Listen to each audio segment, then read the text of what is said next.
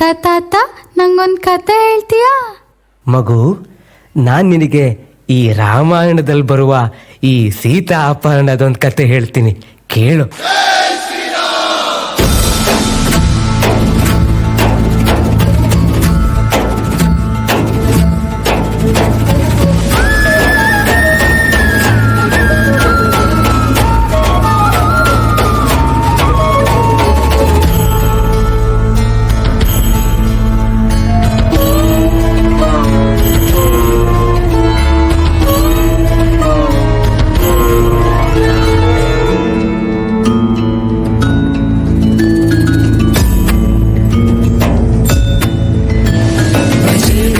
सुंदरं समस्त पापखण्डनं स्वभक्त चित्तरञ्जनं सदैव राममद्वयम् मंगल भवन अमंगल हारी जगः सुदशरथ अचल बिहारी जलाकलाप शोभितं समस्त पापनाशकं स्वभक्त भीतिभञ्जनं भजेह राममद्वयम्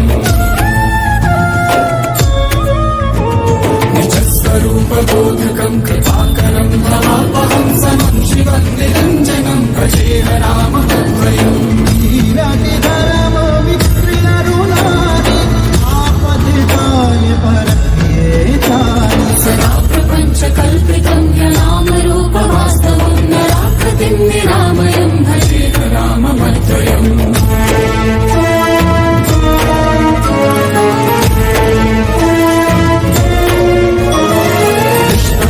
निर्विकल्प निर्मलं निरामयं चिदेकरूप संततं भजेह राममद्वयम् रघुकुल रीति सदा चली आई प्राण जाए पर वचन न जाए रूपकं शेष देह कल्पितं गुणाकरं कृपाकरं भजेह राममद्वयम्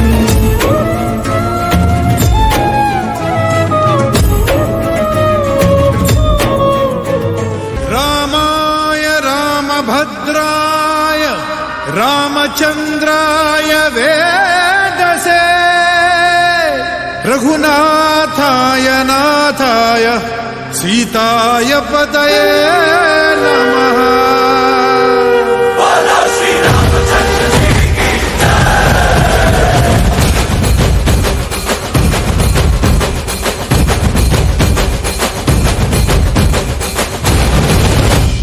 ರಾಮನಾಮ ಹಾಡಿರೋ ರಾಮ ಬರುವನು, ಅವನ ಹಿಂದೆ ಹನುಮನು ಇದ್ದೇ ಇರುವನು.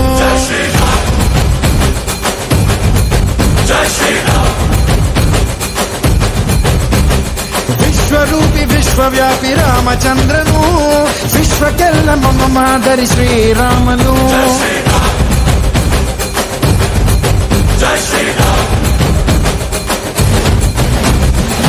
ವೇದ ವೇದಾಂತ ಓಂಕಾರ ರಾಮನಾಮ ಎಲ್ಲೆಲ್ಲೂ ಸಂಚಾರ, ಹಾಡೋ ಹಾಡೋ ಜಯಕಾರ.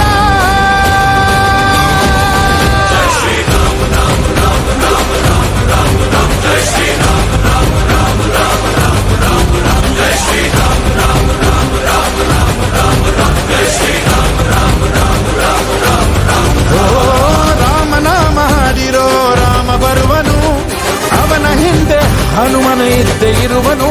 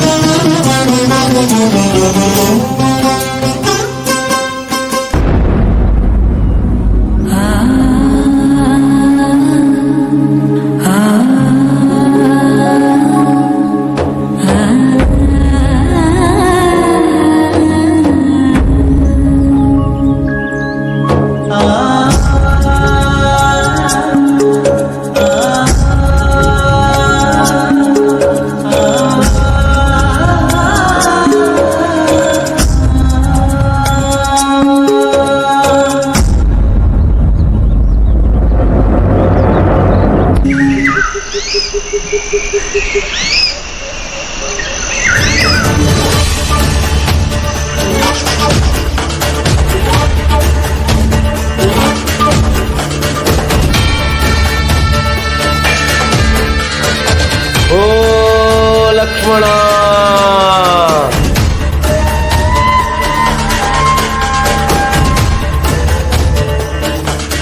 ಸೀತಾಮಾತೆ, ಕೃಪೆ ಮಾಡಿ ಈ ರಕ್ಷಣಾ ರೇಖೆಯ ದಾಟಿ ಬರಬೇಡಿ.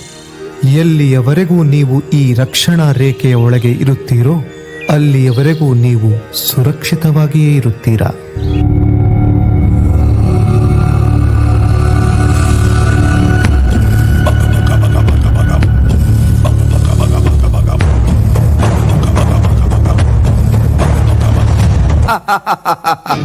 ಓಂ ನಮಃ ಶಿವಾಯ. ಭಿಕ್ಷಾಂದೇಹಿ ಭಿಕ್ಷಾಂದೇಹಿ ಭಿಕ್ಷಾಂದೇಹಿ. ಹೇ ಪುಣ್ಯವತಿ ದೇವಿ, ನಾನು ನಿಮ್ಮ ಬಳಿ ಭಿಕ್ಷೆ ಕೇಳಲು ಬಂದಿದ್ದೇನೆ. ಇಲ್ಲ, ಈ ರೇಖೆಯನ್ನ ದಾಟಲು ನನ್ನಿಂದ ಸಾಧ್ಯವಿಲ್ಲ. ನೀವೇ ಈ ರೇಖೆಯನ್ನ ದಾಟಿ ಒಳ ಬರಬಹುದೇ? ಅಪಮಾನ್, ಘೋರ್ ಅಪಮಾನ್. ನನ್ನನ್ನು ಕ್ಷಮಿಸಿ, ನಾನು ಮಾತು ಮೀರಲಾರದೆ ಅಸಹಾಯಕಳಾಗಿದ್ದೇನೆ. ಏನು?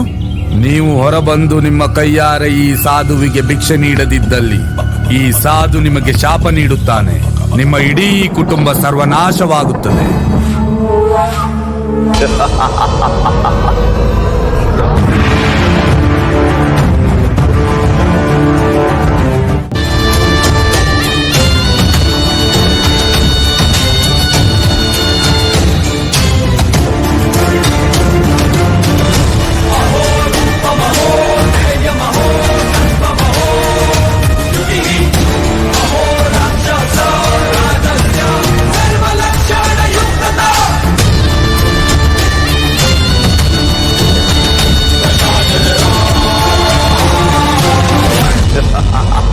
मैं वही सर्वश्रेष्ठ, पराक्रमी, सर्वशक्तिशाली, लोकाधिपति, लंका नरेश, रावण हूँ.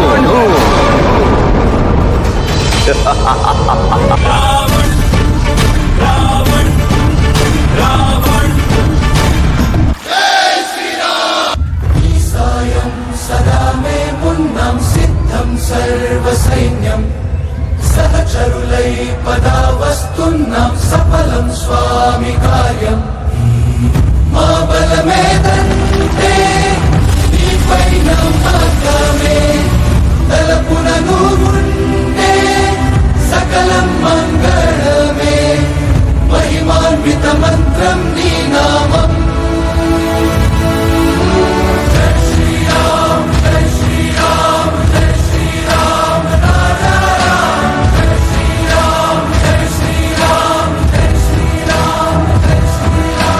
ధర్మ ప్రమాణము రామాయణము. రామ్ సీతారాం సీతారాం జయ జయ రామ్.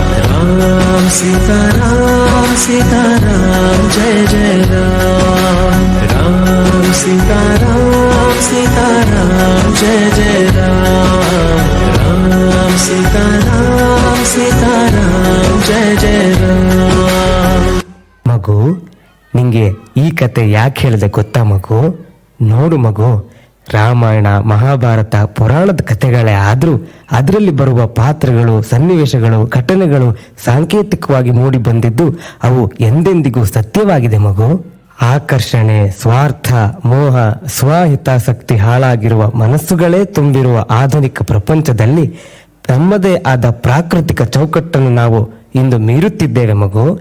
ಇದಕ್ಕೆ ಲಕ್ಷ್ಮಣ ಹಾಕಿದ ರೇಖೆಯನ್ನು ದಾಟಿದ ಸೀತೆಯ ದುರಂತ ಬದುಕು ಮತ್ತು ಮೋಹಕ್ಕೆ ಒಳಗಾದ ರಾವಣನ ದುರಂತ ಅಂತ್ಯವೇ ನಿದರ್ಶನ. ಹೀಗೆ ನಾವೆಲ್ಲರೂ ನಮ್ಮದೇ ಆದ ಪರಿಮಿತಿಯೊಳಗೆ ಬದುಕಬೇಕಾಗುತ್ತದೆ.